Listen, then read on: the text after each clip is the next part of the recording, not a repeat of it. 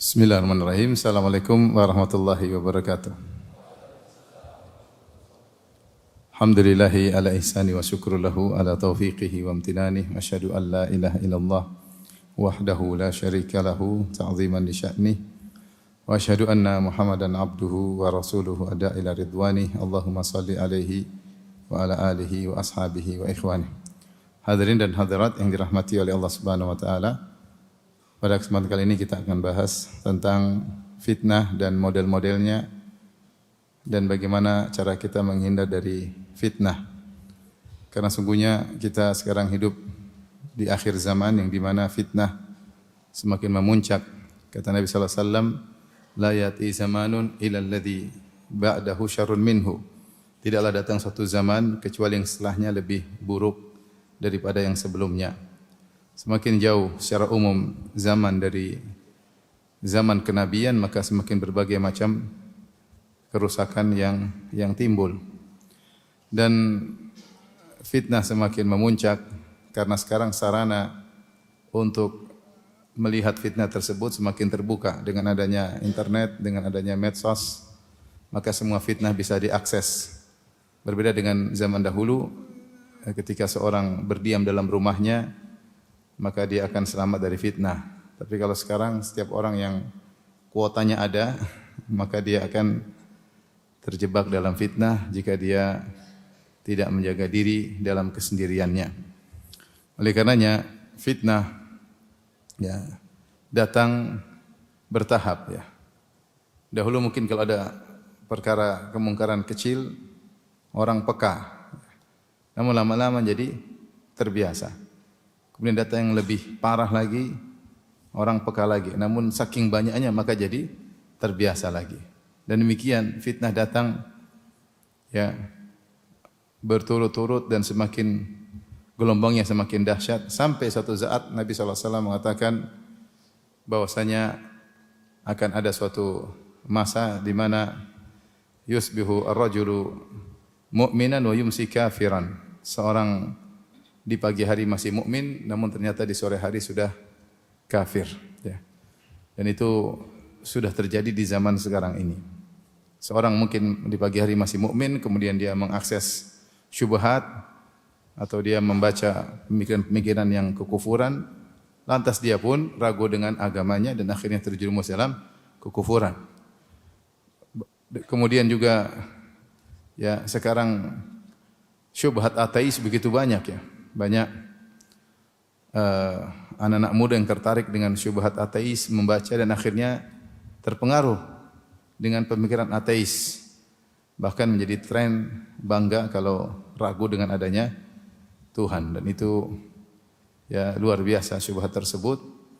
Saking bahayanya syubhat ini sampai kita enggak berbicara di tanah air, sampai di negeri Al-Haramain saja dibuat lajnah khusus untuk melawan pemikiran ateis. Karena pemikiran tersebut sudah masuk sampai ke Al-Haramain. Ya. Kenapa? Karena akses untuk membaca syubhat-syubhat tersebut, untuk menelaah syubhat-syubhat tersebut sudah sangat mudah. Dan kita tahu dasar anak-anak muda kepingin tahuannya tinggi, sehingga mereka tanpa dasar agama yang kuat kemudian baca dan akhirnya terjebak dengan pemikiran yang menurut mereka luar biasa, akhirnya terjebak dalam pemikiran ateis. Karenanya ikhwan dan akhwat yang rahmati Allah Subhanahu wa taala, pembahasan tentang fitnah dan macam-macamnya penting. Dan insyaallah kita akan menyebutkan fitnah tersebut satu demi satu yang bisa kita sebutkan untuk tergambarkan pada kita bahwasanya zaman ini memang zaman yang sangat berbahaya. Semua orang bisa terkena fitnah. Semua orang bisa terkena fitnah. Tapi fitnah secara bahasa ya adalah ujian, sebagaimana disebutkan, dikatakan fatantu dzahaba binnar, aku memfitnah emas dengan air, maksudnya dengan api, aku bakar emas dengan api untuk diketahui jaudatuhu an radiihi, untuk diketahui mana yang baik dan mana yang buruk dari emas tersebut. Dengan diuji emas tersebut di api, maka terlihat mana emas yang baik dan mana emas yang buruk. Dan itulah secara umum digunakan kata fitnah dalam ayat seperti kata Allah Subhanahu wa taala, kullu nafsin dha'iqatul maut wa nabluukum bisyarri wal khairi fitnah wa ilaina turja'un. Setiap yang bernyawa akan merasakan kematian dan kami akan menguji kalian dengan kebaikan maupun keburukan sebagai fitnah, itu sebagai ujian. Dan kepada kamilah kalian akan kembali. Seperti juga firman Allah Subhanahu wa taala kepada Nabi Musa, wa fatannaka futuna. Dan kami menguji engkau wahai Musa dengan berbagai macam ujian, ya. Tentu ini makna dasar daripada fitnah. Kemudian fitnah diitlahkan kepada banyak hal seperti kesyirikan juga dikatakan fitnah, kekufuran juga dikatakan fitnah, ya. Kemudian godaan-godaan berupa syahwat dan yang lain yang bisa menggelincirkan orang dari jalan yang lurus juga disebut dengan fitnah. Tapi kita tidak akan bahas panjang lebar makna fitnah secara bahasa. Tapi intinya fitnah makna asalnya adalah ujian. Tapi fitnah dijelaskan oleh Ibnu Qayyim rahimahullahu taala bisa diklasifikasikan menjadi dua. Pertama namanya fitnah syubhat, yang kedua namanya fitnah syahwat. Fitnah syubhat terkait dengan pemikiran yang keliru, yang menyimpang. Dan inilah fitnah yang sangat berbahaya. Kata Ibnu Qayyim, ini lebih berbahaya daripada fitnah syahwat. Karena fitnah syubhat kalau semakin mendalam mengantarkan orang pada kekufuran atau keraguan atau kemunafikan. Fitnah syubhat, ya, seperti pemikiran-pemikiran yang ditebarkan yang membuat orang-orang ragu tentang Islam, ya, atau bahkan ragu tentang adanya Tuhan, ya. Dan ini atau ragu tentang sunnah Nabi sallallahu alaihi wasallam, ragu tentang hadis Nabi sallallahu alaihi wasallam, dan ini sudah tersebar banyak di media-media, ya. Di antara yang mempelopori fitnah syubhat yang paling terkenal adalah orang-orang liberal, orang-orang pluralis. Mereka sampai menulis buku yang banyak, bahkan dalam disertasi-disertasi, tesis-tesis yang mereka tuliskan, yang intinya mereka ingin menjelaskan bahwasanya semua agama benar. Semua agama benar. Atau mereka mengatakan bukan cuma Islam saja yang benar. Atau mereka mengatakan jangan kau yakin betul dengan apa yang kau yakini karena tidak ada kebenaran absolut. Semua kebenaran relatif. Jadi buat ragu. Semua kebenaran apa? Relatif. Ya, benar menurutmu tapi belum tentu benar buat orang lain. Salah agama lain, salah menurutmu tapi belum tentu salah pada hakikatnya. Karena tidak ada kebenaran absolut, kebenaran mutlak. Yang ada hanyalah kebenaran relatif. Ini sangat berbahaya karena menggoncang asas pondasi agama seseorang. Seorang kalau masuk dalam syubhatnya orang-orang pluralis dan liberalis, maka minimal dia berkata semua masuk surga. Sehingga dia akhirnya menyamakan antara agama tauhid dengan agama kesyirikan. Dia akan menyamakan penyembahan terhadap Allah sang pencipta alam semesta dengan penyembahan terhadap nabi atau penyembahan terhadap hewan, ya, atau peribadatan kepada jin dan arwah. Dan ini tentu sangat berbahaya karena menyamakan antara tauhid dengan kesyirikan. Dan syubhat seperti ini sangat banyak. Mereka lah orang-orang yang mempelopori kemunafikan. Mereka merusak agama dari dalam. Dan syubhat mereka sangat banyak, dan saya katakan tadi syubhatnya terstruktur. Bagi orang-orang yang tidak punya landasan agama baik, kemudian membaca pemikiran mereka, dia akan terpukau. Karena ada sesuatu yang baru yang mereka tidak tahu sebelumnya, apalagi disusun secara rapi, akhirnya tergoda dengan syubhat orang-orang liberal, kemudian akhirnya terjerumus dalam kekufuran dan kemunafikan dan yang lainnya. Belum lagi syubhat-syubhat yang dilontarkan oleh ahlul bidah tentang masalah al-asma wa sifat, yang dengan menggunakan syubhat-syubhat filsafat, yaitu pemikiran-pemikiran secara akal. Mereka menggunakan pemikiran Plato, Aristoteles, ya. Kemudian dilanjutkan oleh pemikiran misalnya Al-Farabi, Ibnu Sina, dan kemudian dilanjutkan oleh firqah-firqah yang akhirnya memunculkan pemikiran aneh-aneh tentang Allah Subhanahu wa taala. Seperti contohnya mereka mengatakan bahwasanya misalnya mereka mengatakan Allah Subhanahu wa taala tidak mengetahui alam semesta dengan ilmu yang detail. Kata mereka Allah hanya mengetahui ilmu secara global ya. Ini tentu ada syubhatnya. Kata mereka Allah tidak tahu tentang makhluknya secara detail. Allah hanya tahu secara global. Ini pemikiran siapa? Ini asalnya pemikiran Ibnu Sina dan Al-Farabi, kemudian diadopsi oleh Ibnu Sina. Salah satu sebab Al-Ghazali mengkafirkan Ibnu Sina di antaranya ini, dia mengatakan bahwasanya Allah mengetahui dengan ilmu yang global, bukan ilmu yang terperinci. Antum bingung kan? Maksudnya apa kan? Ya. Syubhatnya kuat, tapi saya tidak akan sampaikan syubhat di sini. Cuma intinya Allah tidak tahu kalau antum lagi duduk begini, Allah enggak tahu. Yang Allah tahu hanya ilmu global, seperti bahwasanya ilmu sebab dan akibat atau ilmu urutan. Misalnya bagaimana? Misalnya namanya anak itu adalah pasti punya bapak, iya enggak? Enggak mungkin anak kecuali punya bapak. Contoh, Allah tahu anak itu pasti punya bapak, tetapi siapa anaknya, siapa bapaknya, bapaknya ngapain, anaknya ngapain, Allah tidak tahu. Ada syubhatnya, tapi saya enggak mungkin sampaikan di sini, nanti antum kena syubhat. Contoh ya. Jadi kita begini sekarang Allah enggak tahu. Dan Allah tahu misalnya anak muncul setelah bapak, bapak terlebih dahulu baru kemudian anak.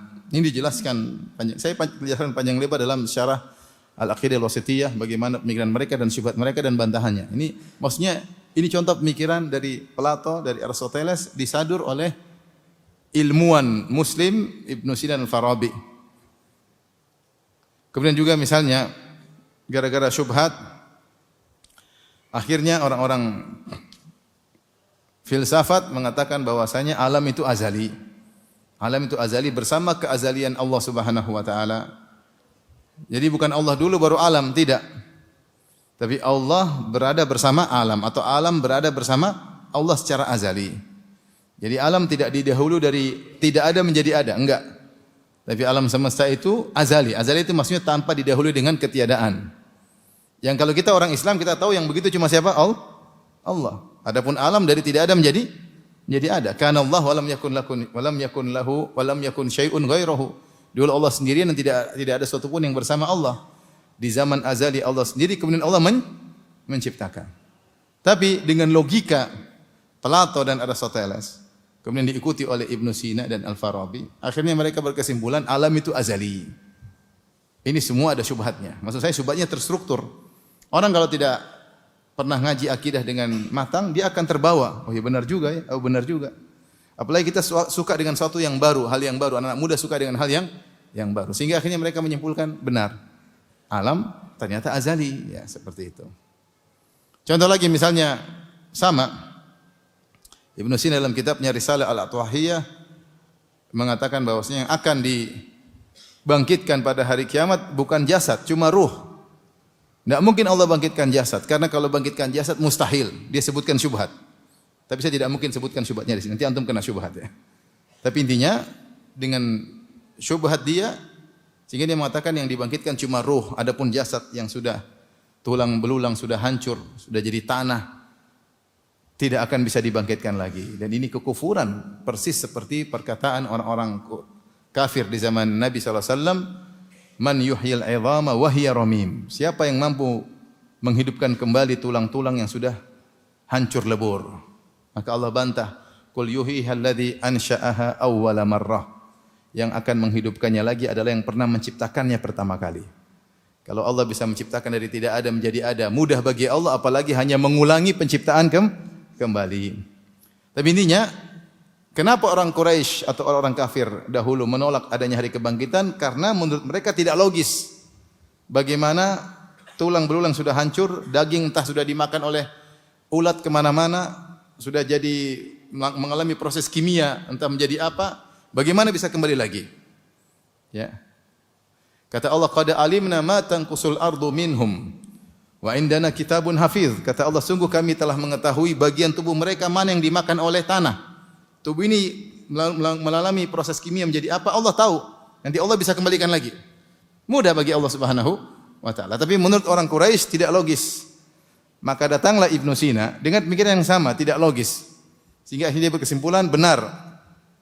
Yang bisa dibangkitkan cuma ruh. Taib Ibnu Sina, dalam Al-Quran banyak sekali Allah bangkitkan jasad. Kata dia cuma majas. Itu cuma apa? majaz. Cuma kinayah. Untuk nakuti-nakuti apa? Manusia. Allah berbicara dengan bahasa-bahasa majaz, bahasa-bahasa kinayah, bahasa-bahasa kiasan. Jangan diyakini secara zahir, secara letterlek. Ini juga menyebabkan Al-Ghazali mengkafirkan Ibnu Sina. Banyak pemikiran-pemikiran. Seperti mengatakan bahwasanya kenabian bisa didapatkan dengan usaha. Jadi seorang bisa jadi nabi, latihan dulu. Latihan, melaparkan diri, kemudian membersihkan jiwanya daripada raganya sehingga ruhnya menjadi bersih dan murni, maka dia akan kemudian berconnecting dengan al-aqal fa'al, kemudian dia jadi nabi. Sehingga kenabian bisa diusahakan. Ini juga pemikiran dari Plotinus. Maksud saya syubhat itu banyak. Syubhat itu banyak. Kalau kita bicara maka tidak ada penghujung. Jadi masalah syubhat ini mengantarkan kepada ujungnya kekufuran, kemunafikan atau keraguan. Maka di sini Ibnu Qayyim mengatakan bahwasanya syubhat, fitnah syubhat lebih parah daripada fitnah syahwat. Fitnah syahwat. Ya. Itu fitnah syubhat. Maka seorang waspada, jalan keluar terhindar dari fitnah syubhat, maka jangan mendengarnya, jangan mendengarnya. Kalau para salaf dahulu ketika bertemu dengan orang-orang Jahmiyah, Ahlul Bidah yang punya syubhat tentang sifat-sifat Allah, mereka benar-benar menjauh. Yang mengedepankan akal daripada dalil. Para salaf dahulu tidak mau dengar. Kalau ada Ahlul Bidah maka mereka tutup apa? Telinga mereka. Ada yang mengatakan biarkan saya berbicara satu kalimat saja. Kata sebagian salaf, meskipun setengah kalimat saya enggak mau dengar. Saya enggak mau dengar. Itu cara jalan keselamatan. Sehingga datang betapa banyak dalil, tahdzir, peringatan dari duduk-duduk bersama Ahlul Bidah. Kenapa? Takut terkena syubhat. Takut terkena syubhat. Nah, sekarang akses untuk mendengar perkataan mereka banyak sekali sekarang. Tinggal ngeklik dengar syubhat. Oh, ya benar juga ya. Benar juga ya. Kena syubhat. Akhirnya salaf disalah-salahkan. Dan syubhat itu kuat ya akhi. Bukan jangankan kita, ulama-ulama besar saja jatuh di dalam syubhat tersebut. Saya sebutkan dalam syarah akidah wasithiyah betapa banyak ulama-ulama yang disebutkan. Mungkin nama-nama antum mungkin kaget. Mereka menyebutkan akidah salaf begini, akidah khalaf begini. Namun saya pilih akidah khalaf. Subhanallah, saking kuatnya syubhat. Dia sudah mengakui akidah salaf seperti ini, para sahabat semuanya seperti ini, namun lebih logik yang khalaf sehingga dia meninggalkan akidah apa? Salaf. Dan itu beberapa ulama menyatakan demikian, sudah mengakui akidah salaf namun dia tidak bisa ikuti. Karena tidak logis menurut logika dia karena sudah terkena syubhat falasifah, ahli filsafat. Taib. Ini fitnah syubhat ya. Adapun fitnah syahwat ini juga tidak kalah berbahaya. Yang menjadikan manusia terjerumus dalam berbagai macam kubangan kemaksiatan yang menghabiskan umur mereka dalam hal-hal yang haram. Mereka semakin terjauhkan dari Allah Subhanahu wa taala dengan berbagai macam syahwat ya. Syahwat wanita, syahwat jabatan, syahwat ketenaran, semuanya syahwat. Ingin terkenal, wanita, jabatan, syahwat harta dan berbagai macam syahwat. Taib, ikhwan dan akhwat yang dirahmati Allah Subhanahu. Ini secara global tentang fitnah, bahwasanya fitnah terbagi menjadi dua, fitnah syubhat dan fitnah syahwat. Kemudian kita akan sebutkan secara detail tentang contoh-contoh fitnah, contoh-contoh fitnah. Taib. Di antara contoh-contoh fitnah, misalnya yang beredar di antara kita semua, misalnya fitnah wanita. Fitnah wanita. Rasulullah SAW menamakannya dengan fitnah. Kata Rasulullah SAW, ad-dunya hulwatun khadirah wa inna Allaha mustakhlifukum fiha fayanzura kaifa ta'malun fattaqud dunya wattaqun nisa fa inna awwala fitnati bani Israil kanat fin nisa. Kata Nabi sallallahu alaihi wasallam, inna dunya hulwatun khadirah. Dunia itu hulwah manis, khadirah hijau, enak dirasa, sejuk dipandang. Dunia seperti itu. Wa inna Allaha mustakhlifukum fiha, dan Allah menjadikan kalian tinggal di atas dunia untuk menguji kalian. Fayanzura kaifa ta'malun. Maka Allah melihat bagaimana apa yang kalian lakukan menghadapi manis dan indahnya dunia tersebut. Maka Rasulullah ingatkan, fattaqud dunya wattaqun nisa. Waspadalah kalian dari dunia, terkhususkan wanita. Dunia umum, kemudian Rasulullah khususkan, dan kita tahu zikrul khas ba'dal am yadullu ala ahamiyatil khas. Penyebutan yang khusus setelah menyebutkan yang umum menunjukkan pentingnya yang khusus tersebut. Seperti Allah berfirman, kana aduwwa lillahi wa malaikatihi wa jibril wa mikala fa inna Allah aduwwul lil kafirin. Siapa yang menjadi musuh bagi Allah dan malaikat-malaikat Allah, kemudian musuhan kepada Jibril dan Mikail. Setelah Allah menyebutkan malaikat secara umum, Allah sebutkan tentang malaikat Jibril dan Mikail karena dua ini malaikat yang spesial.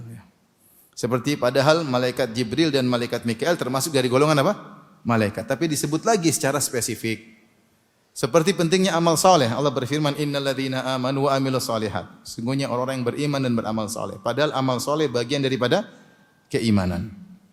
Amal saleh bagian daripada keimanan. Tetapi Allah mengkhususkan penyebutan amal saleh untuk menunjukkan pentingnya amal saleh.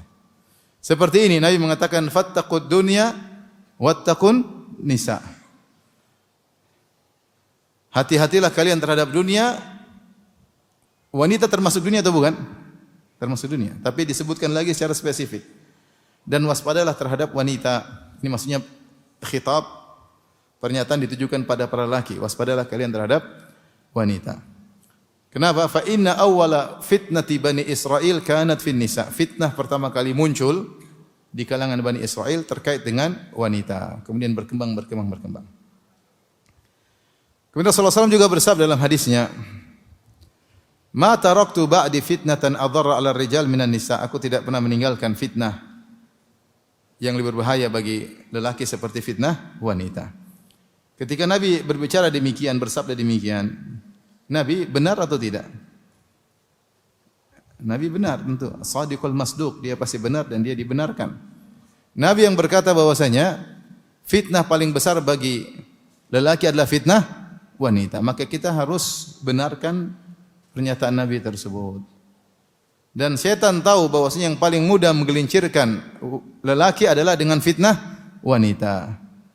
Makanya dalam hadis Rasulullah berkata, innal mar'ata auratun fa idza kharajat istashrafaha syaitan. Sungguhnya wanita adalah aurat. Kalau dia keluar dari rumahnya istashrafaha, itu setan perhatikan, siap memanfaatkannya untuk dijadikan bahan fitnah. Dan ini yang terjadi di mana-mana, wanita jadi bahan fitnah. Iklan di mana-mana pasti ada perempuannya. Mau iklan odol pasti perempuan. Odolnya kecil, perempuannya apa? Besar. Iklan HP, HP-nya kecil, perempuannya apa? Besar. Karena itu yang menarik perhatian. Itu yang menarik apa? Perhatian. Iklan mobil, iklan HP, iklan rumah, iklan apapun pasti ada perempuan. Dan sekarang fitnah syahwat luar biasa, bisa diakses dengan mudah. Dan ini yang harus kita khawatirkan. Taib. Terus bagaimana cara menghindari fitnah wanita? Ini yang sangat sulit di zaman sekarang ini. Tidak ada cara lain kecuali sebagaimana yang disebutkan oleh Allah tentang Nabi Yusuf alaihissalam ketika Imra'atul Aziz berkata, "Wa laqad rawattuhu an nafsihi fasta'sam." Sungguh aku telah terus merayu Yusuf. Jadi Zulaikha ini sering merayu Yusuf. Puncak rayuannya ketika dia jebak dalam kamar, kemudian dia kunci kamar, dia berias untuk Yusuf, itu puncak rayuannya. Sebelumnya dia sering menggoda.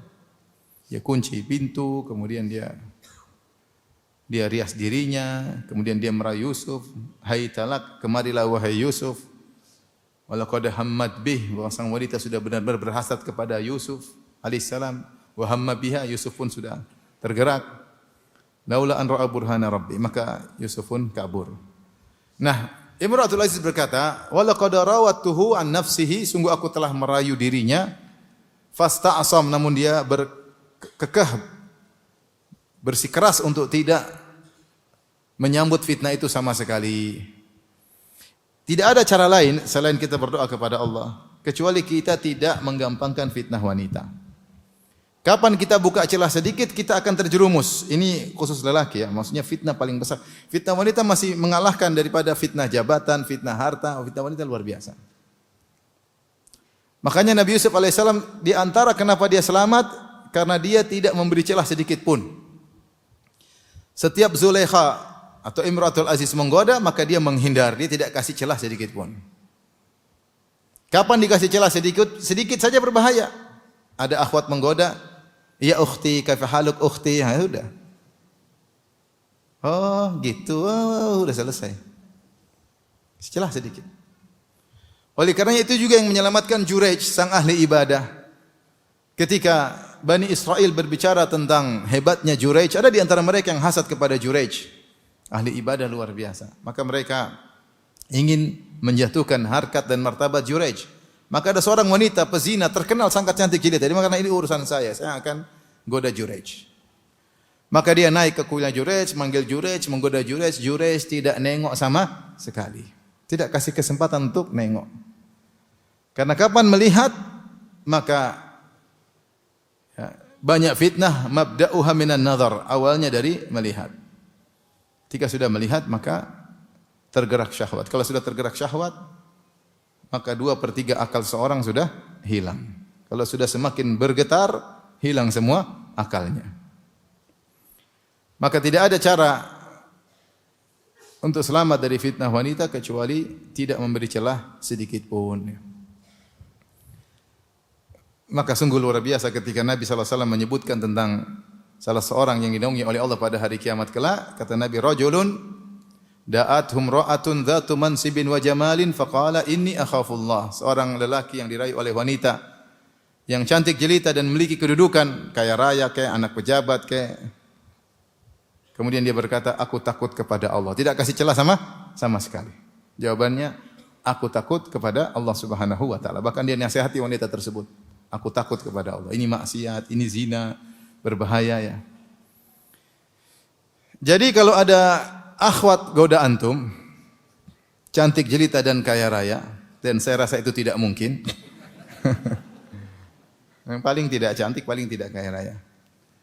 Maka antum jangan save fotonya. Antum langsung delete, blokir ya. Delete dan blokir dan berkata, ini akhafullah. Aku takut kepada Allah. Yang buat kita terjerumus dan banyak yang terjerumus dalam fitnah syahwat ini, kita beli celah. Ngobrol dengan ukhti sana, ukhti sini. Terkadang ngobrol dengan istri orang, ketawa ketiwi, canda-candaan, balas-balasan japri. Ya. Akhirnya terjebak. Dan ini fitnah bukan menimpa orang awam saja ya. Orang udah ngaji, syahwat tidak mengenal siapapun. Ya. Mau ngaji, mau ustad, bukan ustad. Udah hafal Quran, enggak hafal Quran, enggak ada urusan. Karena syahwat kalau sudah masuk, otak sudah enggak jalan. Otak sudah enggak jalan. Ya. Maka jangan kasih celah. Kalau cerita tentang ini terlalu banyak, cuma saya tidak mungkin cerita di sini. Bagaimana orang-orang yang kita sangka hebat ternyata berguguran dalam fitnah wanita. Maka ikhwan dan akhwat, nasihat buat saya pribadi dan juga kepada hadirin hadirat agar kita waspada ketika Rasulullah mengatakan tidak ada fitnah lebih berbahaya, Nabi benar. Nabi jujur dan Nabi mengucapkan ini karena sayang kepada kita. Maka waspadalah dari fitnah wanita. Inilah fitnah yang membuat kita tidak bahagia. Seorang lelaki yang sering melihat wanita cabut kebahagiaan oleh Allah Subhanahu wa taala. Sering lihat wanita cantik di medsos, apalagi punya hubungan gelap dengan wanita lain ya. Karena WA-nya dalam kegelapan. Udah lihat istrinya pasti sudah dicabut kebahagiaan. Istrinya udah kurang cantik lagi. Kenapa? Karena dia sudah bermaksiat. Setiap kita bermaksiat, maka kebahagiaan akan dicabut oleh Allah Subhanahu wa taala ya. Oleh karenanya kita begitu bermaksiat segera beristighfar kepada Allah Subhanahu wa taala.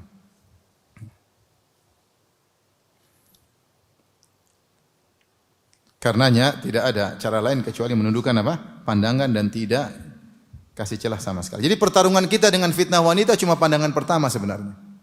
Pertarungan kita dengan fitnah wanita cuma klik pertama. Enggak klik aman, klik selesai. Enggak nengok aman, nengok selesai.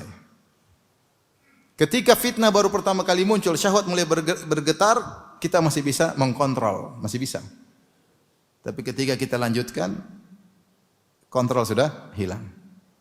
Tadi sebagaimana dikatakan ulama bahwasanya kalau syahwat sudah bergejolak, maka 1/3 atau 2/3 akal sudah hilang.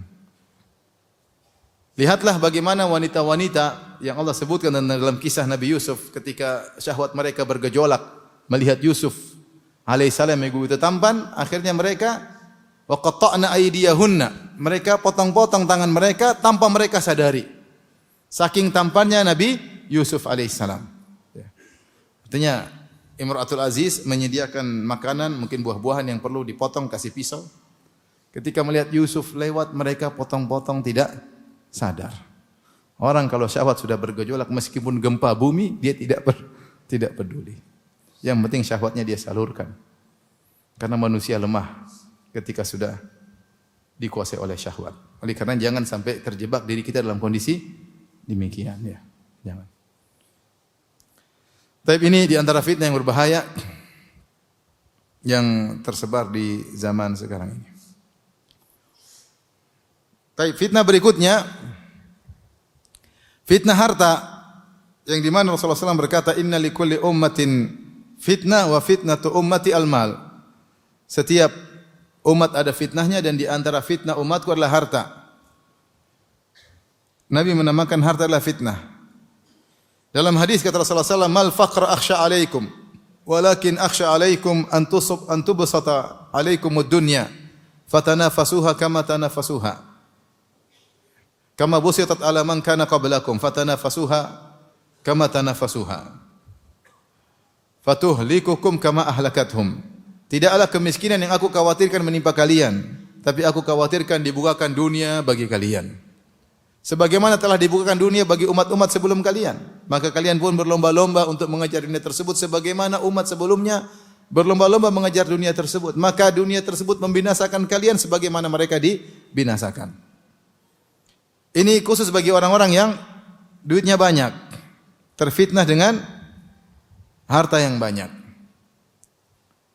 Ketika dibukakan dunia membuat orang lalai dari mengingat Allah Subhanahu wa taala. Mulai beli ini, beli anu, beli ini, beli anu, jalan sana, jalan sini. Waktunya habis untuk mikirin bangun ini terus. Yang kata Allah, alhaakumut takatsur. Sikap berbanyak-banyak telah melalaikan kalian hatta zurtumul maqabir, sampai kalian masuk dalam liang lahat baru sadar. Maka kita hidup di zaman yang fitnah dunia luar biasa. Marketing luar biasa. Barang-barang mewah kita bisa lihat, akses kita lihat di pasar-pasar online ya. Tinggal kita lihat ya. Tertarik pengen beli ini, pengen beli itu. Apalagi konten-konten YouTube banyak sekali memamerkan kekayaan. Lihat anak-anak kita sekarang belajar sama konten-konten seperti itu. Pikirannya dunia. Sampai anak kecil bisa ngomong pengen beli Lamborghini, subhanallah. Lamborghini itu apaan saja kita enggak ngerti, anak kecil ngerti. Ada mobil mewah namanya mobil apa? Lamborghini. Dari mana? Dari YouTube. Belajar kemewahan jauh dari kehidupan qanaah dari YouTube. Itu konten yang menarik sekarang, viewersnya banyak. Akhirnya mengajari generasi muda kaum muslimin pikirannya dunia. Dan itu yang terjadi. Oleh karenanya, di antara fitnah yang berbahaya adalah fitnah dunia. Ya akhi, harta itu manis ya. Dunia itu manis. Manis dirasa, enak dipandang. Siapa yang tidak suka dengan harta? Semua suka dengan harta. Wa tuhibbunal mala hubban jamma, dan kalian mencintai harta dengan kecintaan yang dalam. Wa innahu lihubbil khairi lasyadid. Sesungguhnya manusia itu sangat cinta kepada harta. Maka waspada. Antum jangan atau kita jangan semangat mencari harta sehingga kita tidak lagi melihat aturan halal dan haram. Gara-gara pengin harta banyak, yang syubhat kita embat, yang haram kita ambil. Anda akan dihisab oleh Allah Subhanahu wa taala dengan dua pertanyaan pada setiap harta yang Anda miliki. Min aina iktasabahu wa mimma anfaqah. Dari mana dia dapatkan, ke mana dia habiskan. Terlalu banyak contoh di zaman ini. Saya tidak berbicara orang awam, saya bicara untuk orang udah ngaji. Ya akhirnya gara-gara pingin harta yang banyak, mereka masuk dalam ranah syubhat, bahkan ranah yang haram. Mereka tidak peduli. Yang menyedihkan hati kita, yang seharusnya orang-orang ngaji, apalagi ustadz-ustadz memberi contoh tentang memilah-milih dalam harta yang halal, jangan memilih harta haram. Terkadang mereka juga terjatuh dalam harta yang haram hanya karena ingin dunia. Ini menunjukkan bahwasanya begitu mudah manusia terfitnah dalam fitnah dunia. Maka waspada. Kalau sudah haram, tinggalkan. Allah akan kasih dari jalan yang lain, yang halal. Kita berusaha mencari harta dengan cara halal, dengan cara haram, hasilnya sama. Hasilnya sama. Depan kita ini ada cara haram, sepertinya untung 5 miliar misalnya. Ada cara halal, untungnya misalnya cuma 100 juta. Ambil yang halal. Kau ambil 5 miliar, kelihatannya depannya 5 miliar, tapi ternyata untungnya ujungnya nanti sama. Ujungnya nanti sama. Dengan cara halal sedikit-sedikit Allah kasih berkah, mungkin agak lama, ini lama-lama habis. Atau tidak berkah, dibuat yang tidak-tidak. Ujungnya sama. Yakin dengan hal itu. Mau cara halal haram, ujungnya sama. Makanya disebut ada suatu riwayat, meskipun tidak ada sanad yang sahih, cuma sekedar ilustrasi, disebutkan bahwasanya Ali bin Abi Thalib radhiyallahu anhu ketika dia ingin masuk di masjid atau suatu pasar, kemudian dia menitipkan pelananya pada seseorang. Kemudian ternyata orang tersebut bawa lari pelana Ali bin Abi Thalib, dia bawa lari.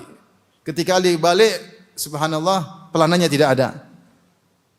Maka dia suruh orang lain, tolong belikan pelana saya di pasar. Maka ada yang beli pelana untuk Ali karena pelananya hilang. Dia beli dengan 2 dinar. Kemudian pelananya dibawa kepada Ali. Kata Ali, subhanallah, ini pelana saya. Saya tadi sudah berniat kasih orang itu 2 dinar sebagai upah karena dia menjaga pelanaku. Tapi dia tidak mengambil dengan cara yang halal. Ternyata dia bawa lari, dia jual dengan cara haram. Dapatnya juga berapa? 2 dinar. Ini riwayat tidak secara sanad bermasalah. Cuma saya ini ilustrasi sederhana. Antum itu mau ambil cara halal haram, hasilnya sama saja, percaya saja. Kelihatannya banyak di depan mata, nanti ujungnya juga habis. Bahkan tidak berkah dan hisabnya panjang. Hisabnya panjang. Ya akhi, kita yang halal saja dihisab kita udah bingung jawabnya. Yang halal saja sudah sibuk bingung untuk jawabnya. Gimana yang haram? Bukankah Rasulullah SAW kabarkan bahwasanya inna fuqara ummati yadkhulunal jannah qabla al-aghniya bi 500 am. Bahwasanya orang-orang miskin dari umatku masuk surga sebelum orang kaya 500 tahun sebelum orang kaya masuk surga. Semuanya masuk surga, tapi yang miskin 500 tahun lebih dulu, yang kaya nunggu 500 tahun. Kenapa dia nunggu 500 tahun? Dalam sebagian riwayat 100 tahun, dalam riwayat mungkin 80 tahun, 40 tahun. Karena semakin banyak hartanya, semakin banyak apa? Hisabnya. Ini halal, dia masuk surga. Ini pun hisabnya susah. Bayangkan untuk menghisab hartanya lebih panjang daripada umurnya. Dia hidup di dunia cuma 60-70 tahun. Untuk menghisab hartanya 500 tahun. Kita ini kalau punya harta banyak,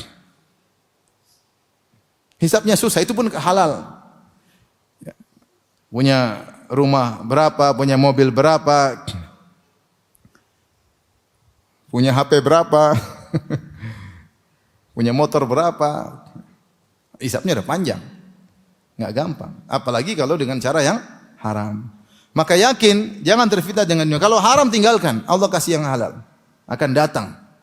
Tinggalkan sesuatu yang haram, Allah akan ganti yang datang. Saya punya kawan, dia kontraktor, cerita sama saya. Dia menjalani suatu proyek, kemudian proyek dia ditolak karena tidak mau diterima kecuali harus nyogok sana nyogok sini dan harus memberikan uang untuk korupsi intinya. Dia tidak mau. Dia bilang sudah, saya tinggalkan. Dia tidak mau ambil. Proyek ini 1 triliun lebih. Bukan proyek esek-esek ya. Proyek kalau nggak salah 1 triliun lebih. Dia tinggalin. Subhanallah, akhirnya mereka datangkan kontraktor lain. Kontraktor lain mengerjakan, tidak mampu mengerjakan. Akhirnya dia dipanggil lagi untuk mengerjakan tanpa ada korupsi sedikit pun. Kalau Allah ingin kasih harta, ada saja jalannya.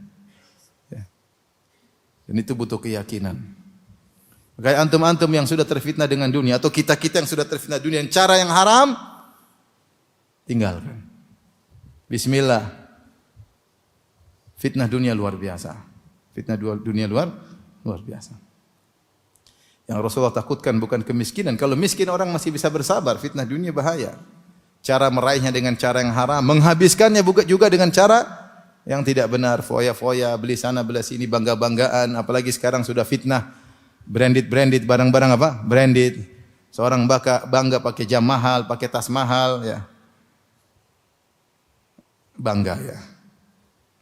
Ini berbahaya sehingga akhirnya orang-orang kaya terjerumus dalam israf, berlebih-lebihan yang dilarang. Apa itu israf? Kaidahnya mudah. Israf adalah mengeluarkan harta yang banyak untuk manfaat yang sedikit. Sebagaimana dinukil Ibnu Hajar dalam Fathul Bari. Mengeluarkan harta yang banyak untuk manfaat yang sedikit. Kalau harta banyak dikeluarkan manfaat banyak enggak ada masalah. Beli mobil besar, kenapa? Anak banyak. Enggak apa-apa. Nyaman untuk perjalanan jauh, oke, enggak ada masalah. Beli tas harganya 1 miliar.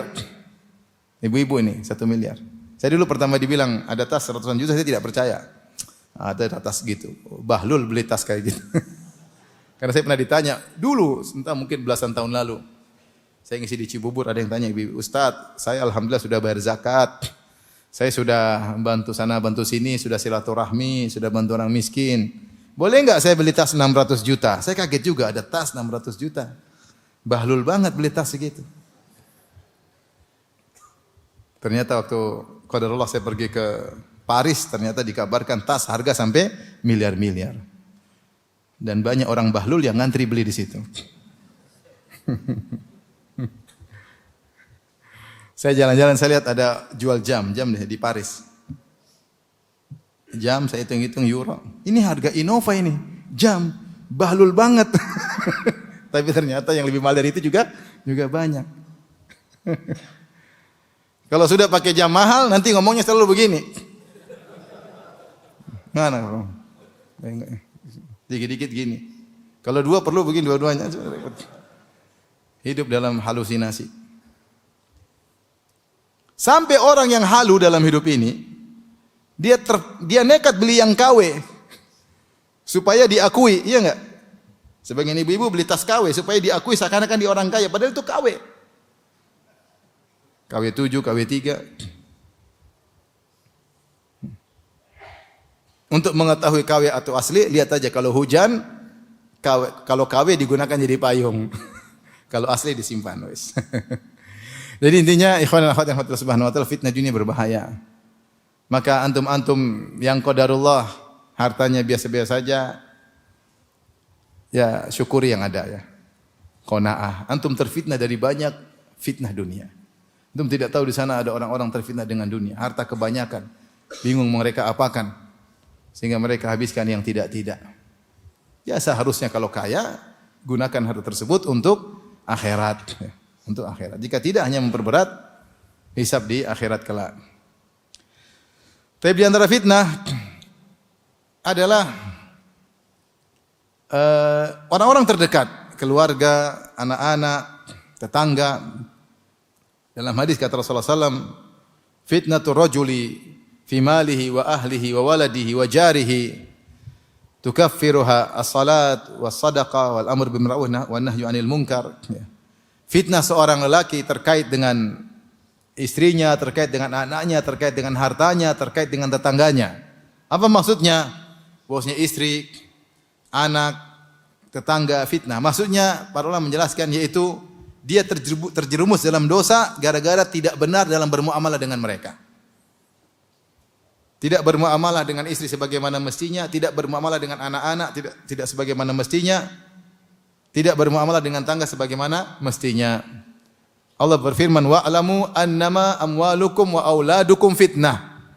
Ketahuilah bahwasanya harta kalian dan anak-anak kalian adalah fitnah. Allah menamakan anak sebagai apa? Fitnah. Karena berinteraksi dengan anak-anak, fitnah ujian bisa menjadikan seorang mendapatkan pahala yang besar dan sebaliknya bisa menjadikan seorang terjerumus dalam dosa. Karena kecintaan yang berlebihan, makanya dalam hadis kata Rasulullah SAW, al-waladu majbanatun wa mabkhalatun, bahwasanya anak-anak itu bisa majbana bikin orang jadi pengecut, mabkhalah bisa bikin orang menjadi pelit. Karena saking cintanya pada anak-anak, misalnya ketika disuruh untuk berjihad, dia tidak mau berjihad. Sayang sama anaknya. Sayang sama anaknya. Tidak mau berpisah dari anaknya. Sehingga menjadi dia jadi pengecut. Atau menjadikan dia pelit, mabkhalah. Dia mau sumbang sana, sumbang sini, pikir anak saya harus saya siapkan investasi buat mereka, saya harus pasang deposit buat mereka. Sehingga dia sibuk ngumpulin deposit buat anak-anaknya.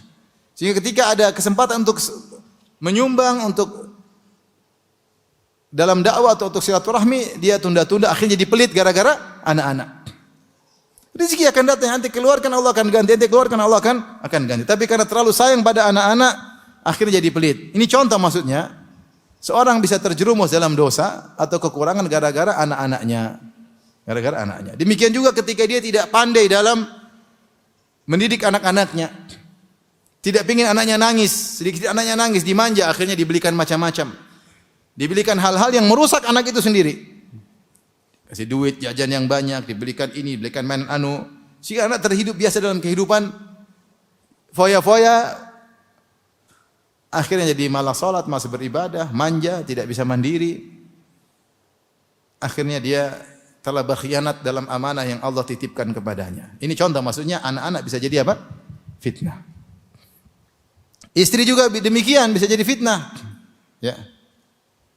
Inna min azwajikum wa auladikum aduwwan lakum fahdharuhum. Kata Allah, sungguhnya di antara istri-istri kalian dan anak-anak kalian adalah musuh bagi kalian, maka waspadalah. Istri terkadang jadi musuh.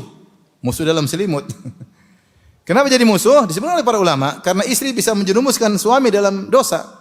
Contoh, suaminya ingin membantu orang tuanya, istrinya yang bejat mengatakan, jangan mas, tidak usah. Orang tua masih cukup, masih mampu, tidak usah dibantu. Akhirnya suaminya diajarin pelit.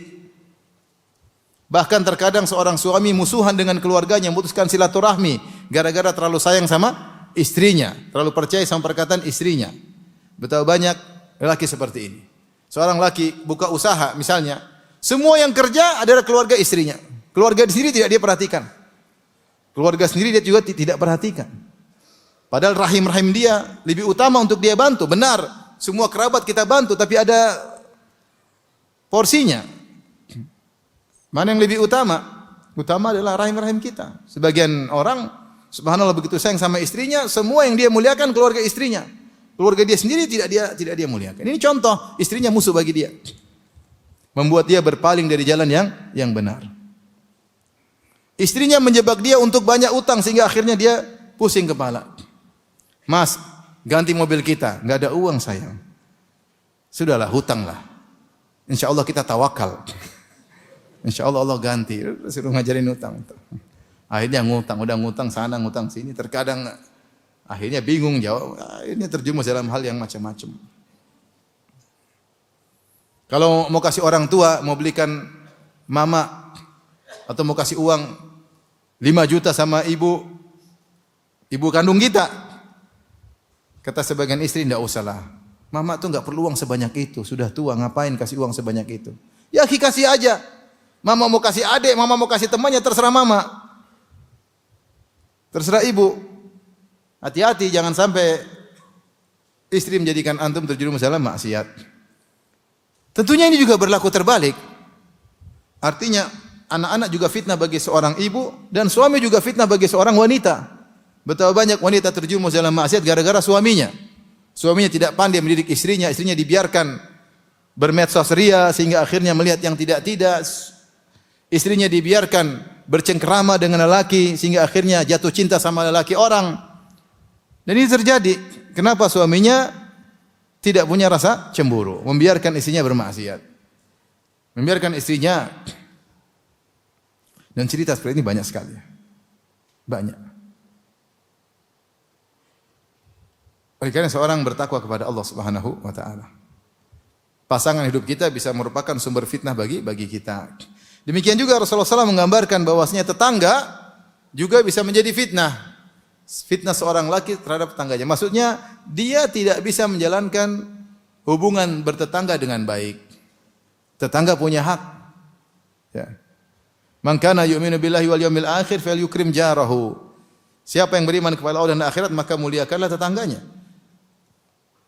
Tetangganya sakit dia tidak pedulikan, tetangganya lapar dia tidak pedulikan, tidak pernah dia sapa tetangganya, tidak pernah say hello sama tetangganya padahal miskin.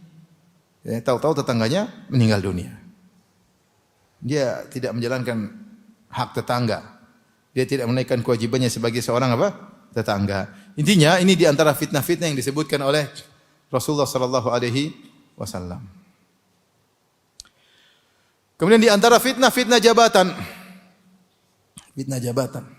Yang hari ini orang berlomba-lomba saling maki-memaki, saling jatuh menjatuhkan, saling fitnah memfitnah, saling rendah merendahkan, semuanya gara-gara jabatan yang itu merupakan tanggung jawab yang sangat besar akan ditanya oleh Allah pada hari kiamat kelak. Kata Nabi SAW, innakum satahrisuna alal imarah. Sungguhnya kalian akan semangat dalam mencari jabatan. Wa satakunu nadamatan yaumal qiyamah. Dan sungguhnya jabatan itu akan menjadi penyesalan pada hari kiamat. Seorang kalau menjadi pejabat, kemudian dia bisa menunaikan kewajibannya sebagai pejabat, kemudian dia membantu rakyatnya, menyenangkan rakyatnya, berhukum dengan hukum yang adil, maka dia adalah pahlawan umat ini. Makanya Ibnu Taimiyah rahimahullah ketika menyebutkan tentang hakim yang adil, maka beliau mengatakan afdhalul mujahidina fi zamanihi.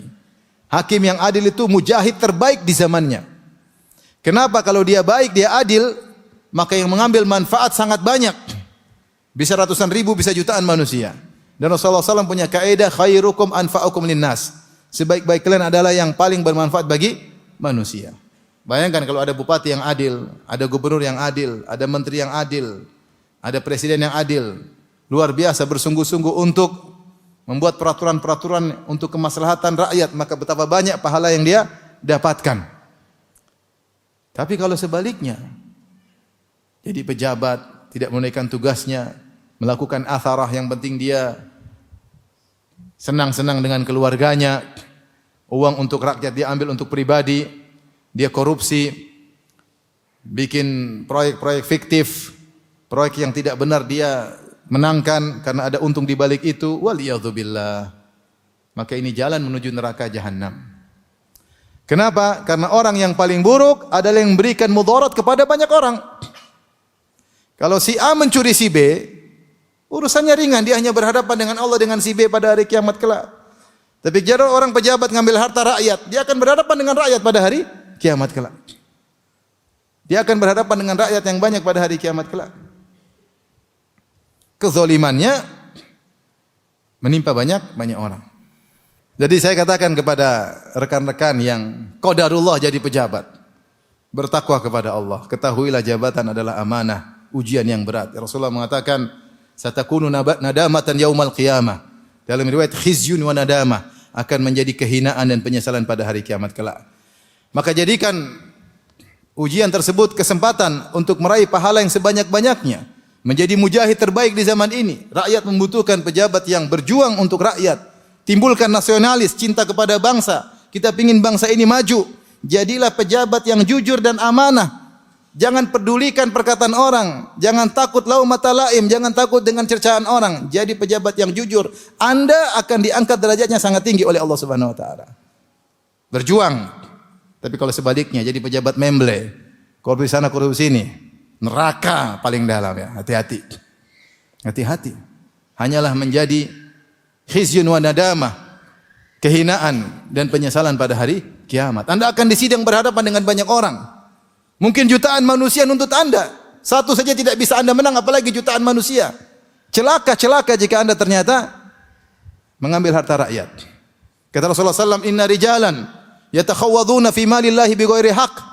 Falahumun naru yaumal qiyamah. Sebagian orang mengolah harta negara tanpa hak untuk kepentingan pribadi, kepentingan keluarganya. Falahumun naru yaumal qiyamah. Maka mereka akan mendapatkan neraka pada hari kiamat kelak. Selama ini mereka merebut kebahagiaan rakyat untuk kebahagiaan keluarganya. keluar kebahagiaan dirinya pribadinya, maka pada hari kiamat pantas kebahagiaan mereka diambil oleh Allah, dilemparkan dalam neraka jahanam waliyadzubillah. Maka fitnah yang berbahaya, fitnah jabatan. Fitnah jabatan. Maka seorang bertakwa kepada Allah Subhanahu wa taala. Kalau qadarullah dia jadi pejabat, jadilah pahlawan yang terbaik untuk bangsa dan negara. Tentunya untuk Islam. Tapi kita mikir bagaimana bangsa kita bisa maju ya. Hidupkan ya nilai-nilai kebangsaan, cinta sama negeri. Kita tidak ingin negeri ini semakin terpuruk. Taib. Di antara fitnah yang tersebar yang juga diingatkan oleh Nabi sallallahu alaihi wasallam adalah fitnah popularitas. Ini juga ramai di zaman ini. Fitnah popularitas. Kata Rasulullah sallallahu alaihi wasallam, "Ma dhi'bani ja'ian ursila fi ghanamin." Tidaklah dua serigala yang kelaparan dilepaskan pada sekumpulan kambing. Ya. Bi afsada, lebih merusak daripada tentang agama seorang daripada semangatnya untuk mendapat harta wasyaraf lidinihi. Ya. Jadi Nabi menggambarkan ada serigala 2 ekor. Enggak usah 2 ekor, 1 ekor aja kalau dilepaskan, ada kambing, 1 ekor dilepas.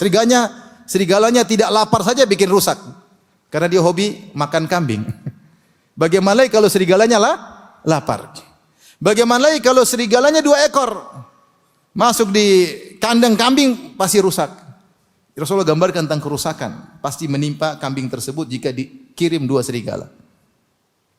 Kerusakan yang ditimbulkan 2 serigala terhadap kambing tersebut tidak lebih parah daripada semangat seorang untuk mendapatkan harta dan ketenaran, syaraf, kemuliaan, pingin disanjung-sanjung dalam merusak agamanya. Dalam merusak apa? Agamanya. Oleh karenanya hati-hati, karena seorang ingin terkenal, ingin diakui, ingin disanjung-sanjung, ini bisa merusak agamanya. Sekarang kita hidup di zaman orang suka viral, ingin menjadi buah bibir, ingin menjadi pusat perhatian. Dan itu niatnya sehingga bikin viral sana, bikin viral sini. Ini fitnah ya. Orang kalau semakin viral, semakin pingin dikenal, maka dia akan sibuk mencari perhatian manusia. Maka dia terpalingkan dari keikhlasan. Yang dia cari, yang dia perhatikan bagaimana komentar netizen. Kebahagiaannya berada di tangan netizen. Kalau netizen kasih jempol tangan, dia bahagia. Kalau dikasih jempol kaki, dia sengsara. Itu yang dia cari. Hidupnya penuh dengan pencitraan. Ini merusak agamanya. Sehingga dia jauh dari keikhlasan. Rasulullah SAW pernah bersabda di antara jalan terhindar dari fitnah adalah jangan suka terkenal. Kata Sa'ad bin Abi Waqqas radhiyallahu anhu dalam Sahih Muslim, dia berkata, "Innallaha yuhibbul 'abdal ghaniyal taqiyal khafi." Sungguhnya Allah cinta kepada hamba yang bertakwa, yang qanaah, ghani,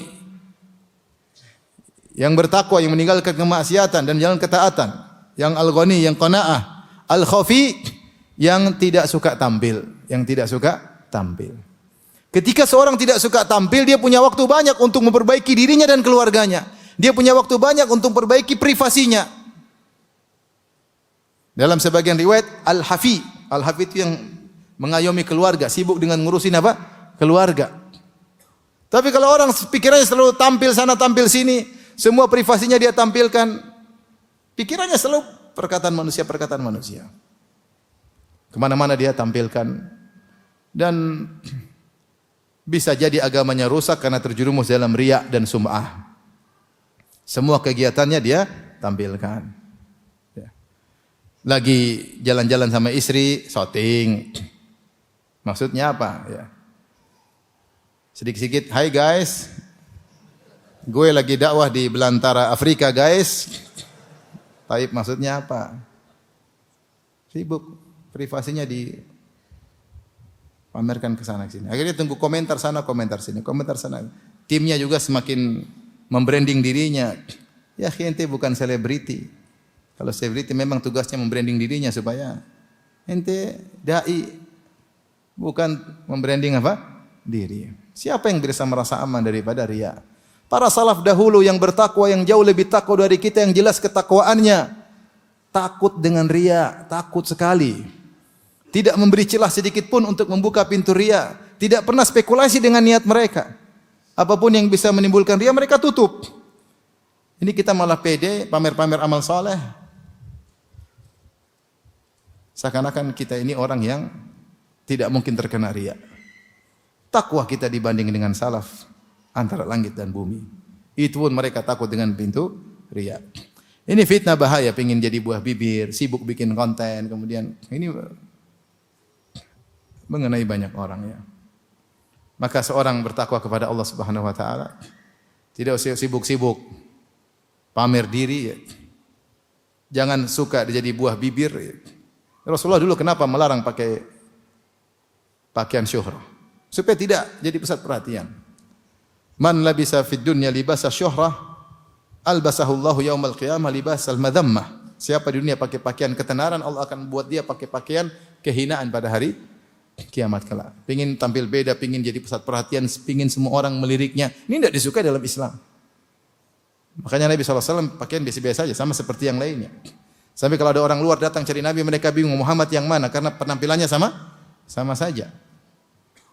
Sampai pada saat mengatakan disuruh bikin gundukan supaya Nabi duduk di situ, semua orang tahu, oh itu Rasulullah yang itu. Bahkan ketika Rasulullah SAW pergi ke Madinah bersama Abu Bakar, banyak orang Ansar menyangka Abu Bakar itulah Muhammad. Mereka bilang selamat datang ya Rasulullah, tapi mukanya lihat siapa? Abu Bakar. Enggak tahu Nabi yang mana, Abu Bakar yang mana. Ketika Rasulullah terkena matahari, Abu Bakar naungi, baru mereka tahu, oh Nabi yang itu ternyata. Salah tadi. Mungkin Abu Bakar juga bingung. Maksud saya, kita ini hati-hati. Kita tidak merasa aman. Siapa sih di antara kita yang tidak suka riya? Kita semua suka riya. Kita ingin dipuji, kita ingin disanjung, kita ingin menjadi buah bibir, kita ingin followers kita paling banyak, kita ingin terkenal di mana-mana. Tapi itu bukan yang menjadikan kita bernilai di sisi Allah Subhanahu wa taala.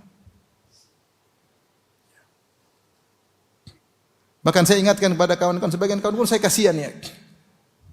Artinya saya bayangkan ini saya bicara ini.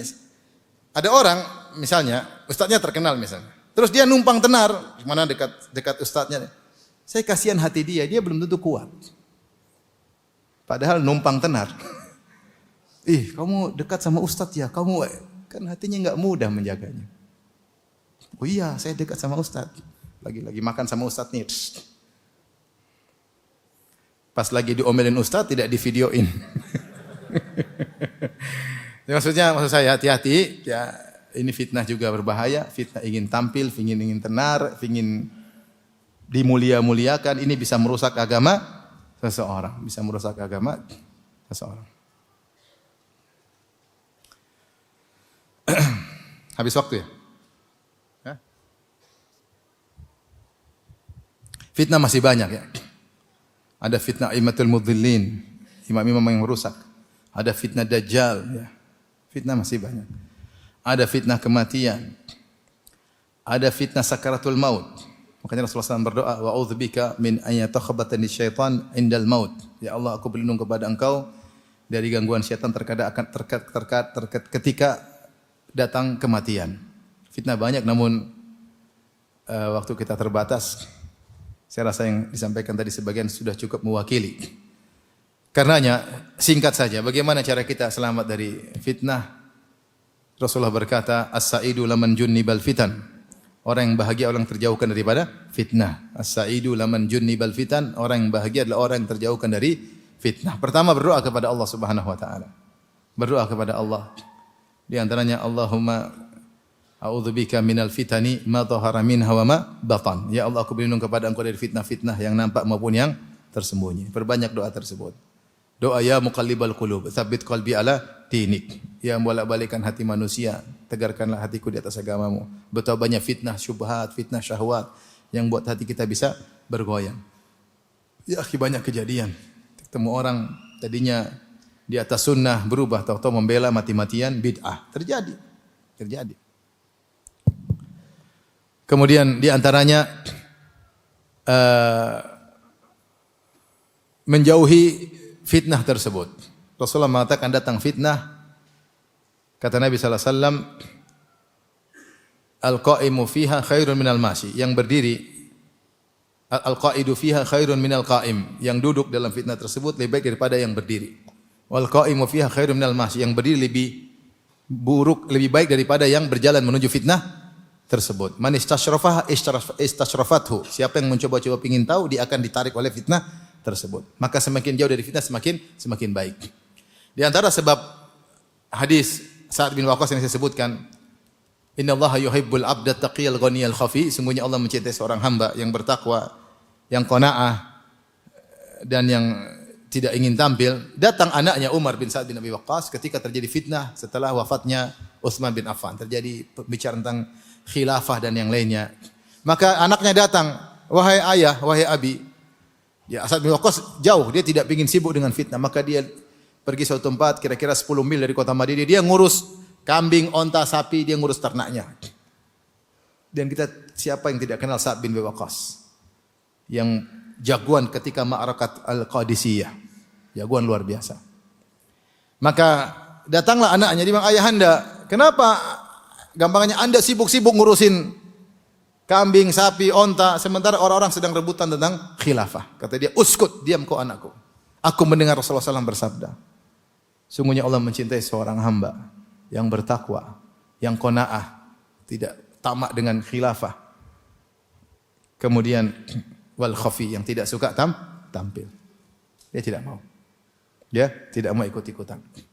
Oleh karenanya kalau bisa seorang menjauhkan diri fitnah sejauh-jauhnya, itu lebih baik.